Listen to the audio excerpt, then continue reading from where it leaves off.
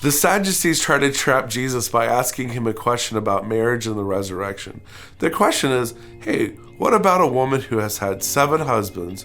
Who will she be married to in heaven?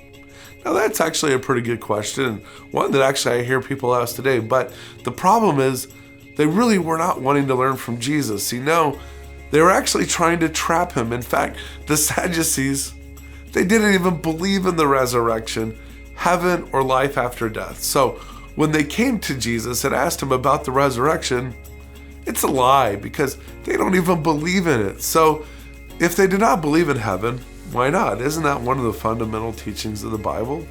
Well, yes, but you got to understand that in the Old Testament, many of the blessings of following God's laws and then the consequences of not following them were immediate.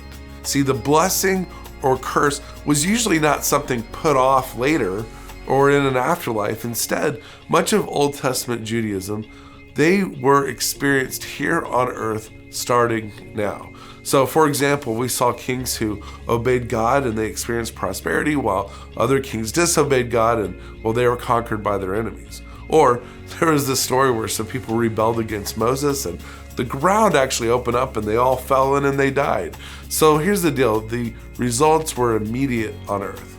So for some Jews, the idea of blessing or consequences happening after death was not totally on their radar. Now, heaven is mentioned several times in the Old Testament. You have people like Elijah who just gets in a chariot and just goes up to heaven. But in Jesus' day, most Jews did believe in heaven and a resurrection, such as the Pharisees. But the Sadducees did not, which is why they were sad, you see. Yeah. But Jesus' answer, as we'll see here in just a minute, transcends all of their bad theology. So there you go, a little bit about heaven in the Old Testament, and that's enough today for our historical minute.